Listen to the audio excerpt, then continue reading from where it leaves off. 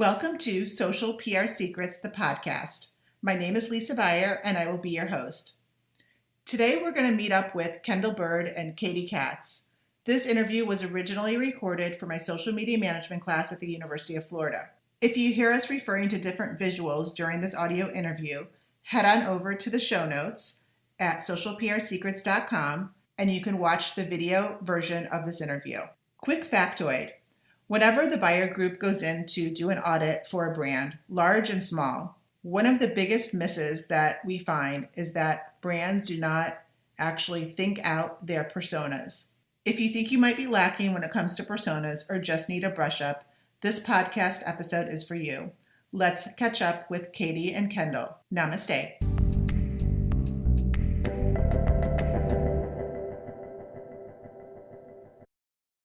Background and everything. Hi, everybody. We are back. We're talking today about persona profiles, and I have two very special guests today. I have Kendall Bird and Katy Katz, and I'll screen share with them. Hi, Kendall. Hi, Katy. Hi. Okay, so just a little bit of background on Kendall and Katy. We were all at PubCon together last week, and they did an amazing presentation about persona profiles, and I asked them to be our special guests for our class to share with you some more insights on persona profiles. So I'm going to turn it over to Kendall and Katy, and before you get started, girls, just give us a little bit of background on where you work, what you do, and how you came to be presenting at PubCon, because I know that was one of your first presentations for PubCon, which is awesome. Congrats. Thank you. Sure. I'm Kendall Bird, and I work at Collegiate Education with Katy, and we do higher education marketing for colleges and universities. And I am the online community specialist, so I work a lot with social media management and brand loyalty. Yep, and I'm Katy Katz, and I work in inbound marketing. And so I've been doing some local presentations, and then wanted to connect with Kendall on presenting on social on a more broad scale at PubCon, and we were very luckily accepted. So we had a really great time. Yeah. Okay, perfect. So let's just get right into it. From a social media management standpoint, persona profiles are becoming, they've always been important, but becoming more and more critical with really targeting who your buyer is, who your, what the persona is that you might be targeting. It could be for a blog post, it could be for a Facebook, it could be for a contest or promotion. So let's just get right into it. Why don't you girls just give it a start with your presentation? Sure.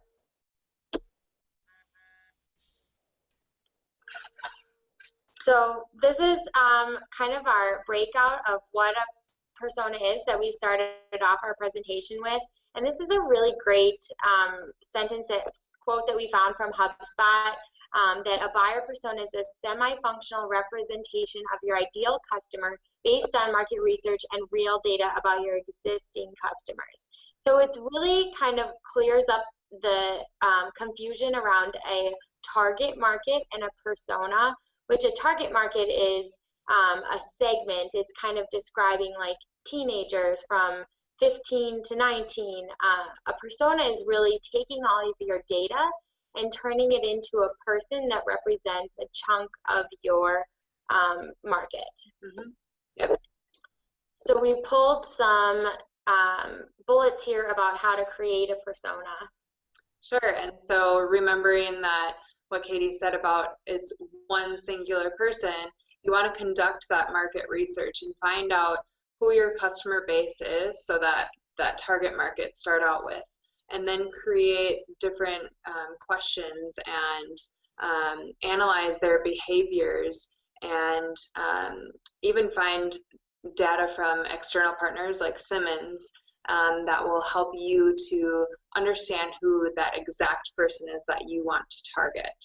And then from there, you're going to divide out into different persona buckets. So it might be one person is a single mother of 2 children, and the next persona that you're trying to target is a married man with a home and 2 cars, or something along those lines that really adheres to your brand, but also speaks to one specific person.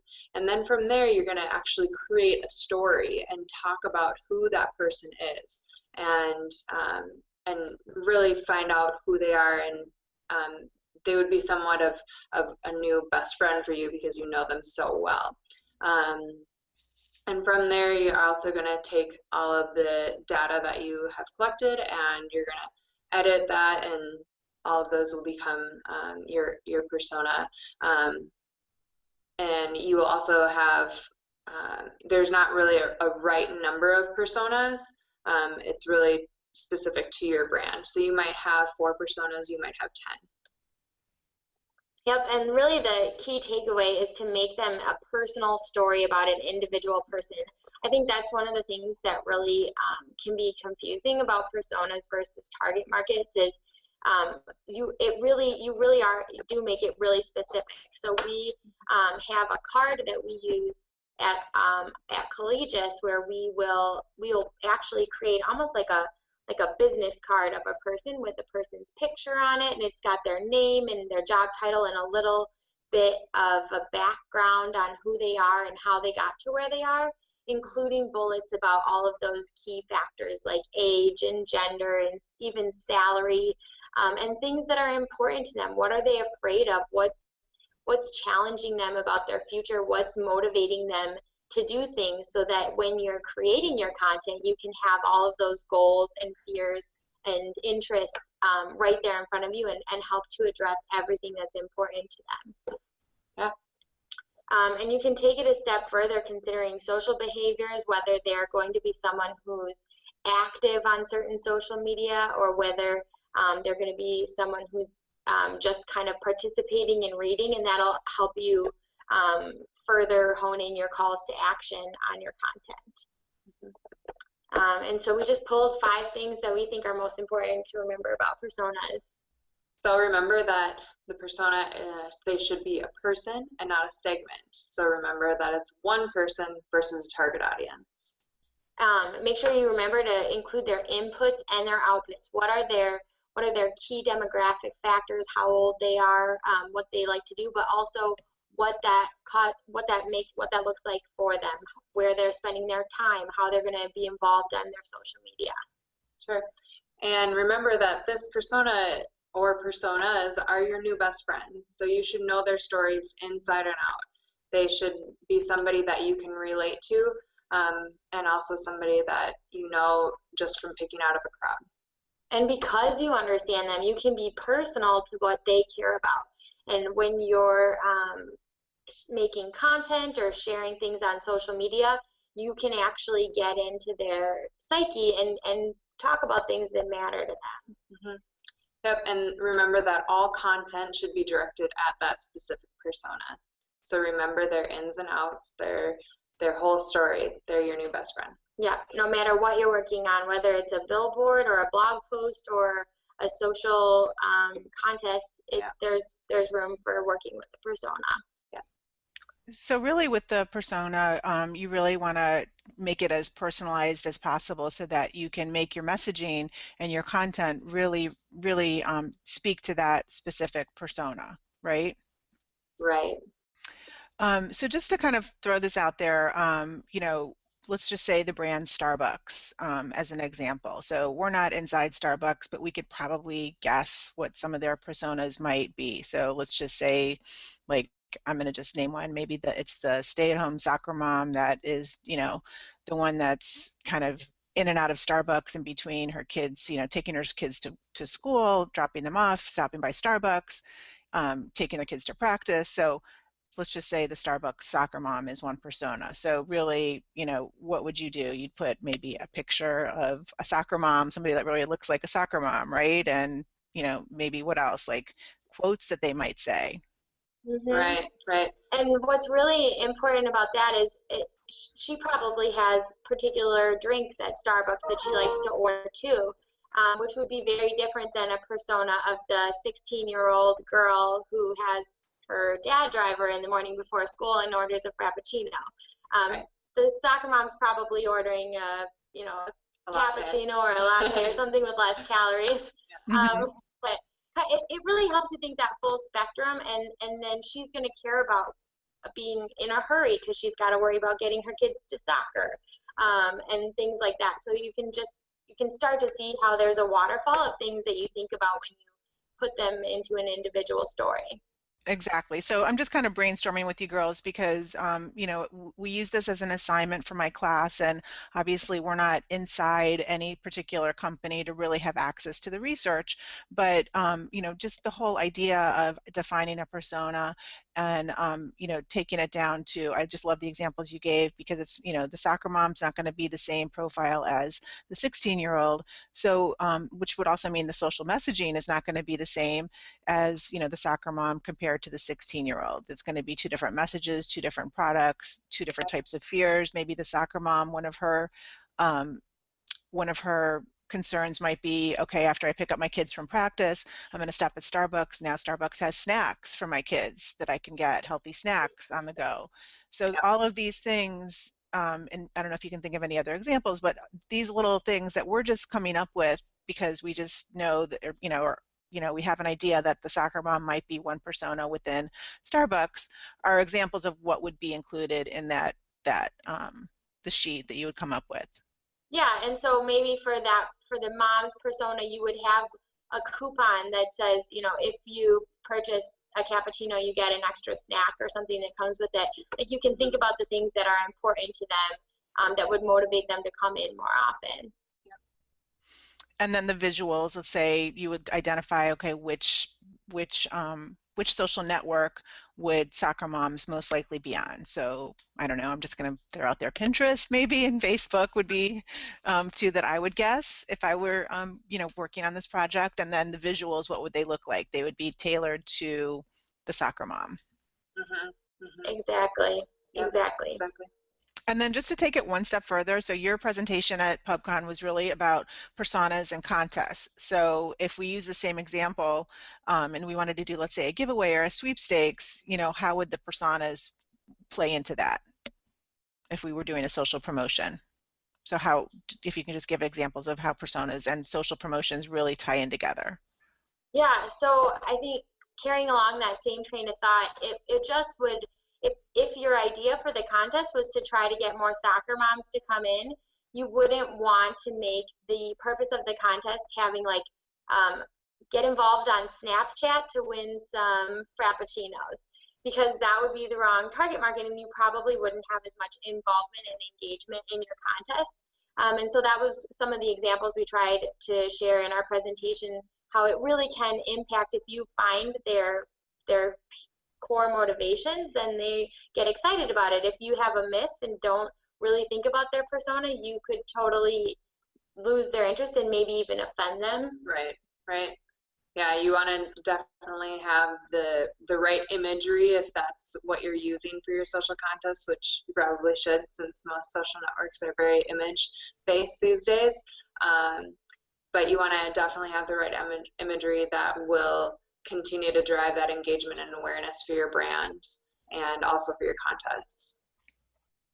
Okay, perfect.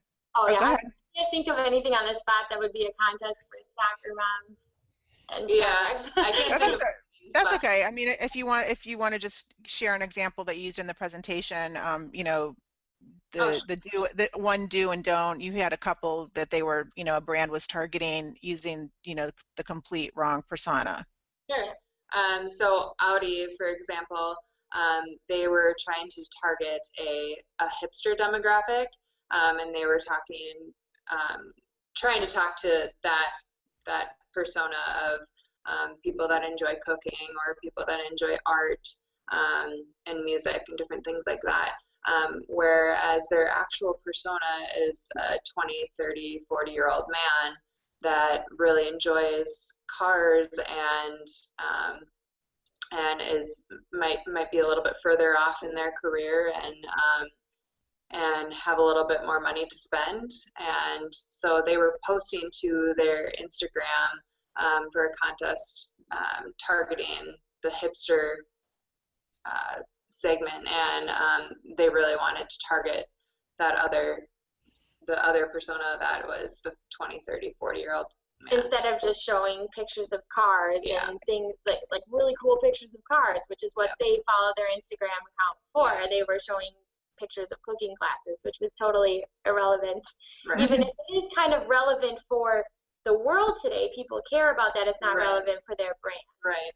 And so those pictures were receiving really negative comments like, why aren't you showing pictures of your beautiful cars? I would rather see that than this picture of this guy cooking.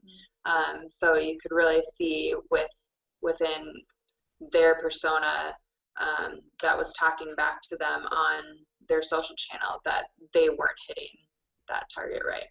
Yeah, and so we also shared an example of a contest that we did for one of our clients where it was targeted at college students, and we asked them to share on Instagram how college is helping them make their dreams real. And so it's a very easy visual for millennials and people in their 20s to show what they're doing in college that's helping them get to their career aspirations. Maybe it's helping them build a family life that they were looking for, or maybe they're the first person in their family to go to college. And so it really kind of it helped them visualize what was important to them. Okay, great. Well, you girls have been awesome. Thank you for being the guest today. So are there any, I know you're on the front lines of social media too, and this class is social media management. Do you have any last words of advice for the class as far as on the future social media managers? Definitely just be hyper aware of everything that's happening on your social channels. Always be connected, and just be abreast to what your persona is talking about all the time, and really tailor that content toward your persona. And make sure you're managing your own personal brand from right now while you're in college, because the internet is forever, and as you go forward in your career, especially if you're interested in doing social media, your personal brand and how you're representing yourself now will matter in 5 years. Absolutely. So.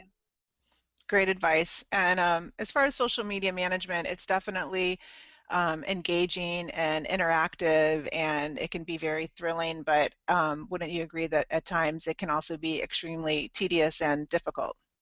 Yes. Just to control the expectations of everybody out there. Okay, great. Okay, so thank you so much, Kendall and Katy. It was great seeing you at PubCon last week, and I appreciate you being a guest for my class this week. And if the class wants to follow you, where's the best place to follow you, and what social network? Definitely Twitter. Yep, you can follow us on Twitter, and we had our Twitter handles, I think, on our slide still. It's at Katy Katz TC and at Simply Me K. Yep, and you can also connect with us on LinkedIn. Yeah. Great. Okay, thank you so much. Have a great day. Thank you. Thank you.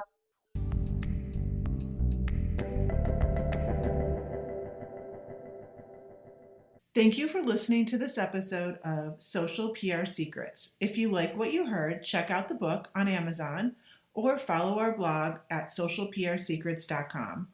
This episode was sponsored by The Buyer Group, a social PR agency striving to keep our balance in the digital world, practicing public relations, social media, and search marketing, while occasionally drinking a glass of wine or two for the best creativity and results. Thank you all for tuning in. If you would like to get a free chapter of Social PR Secrets, go to socialprsecrets.com/free.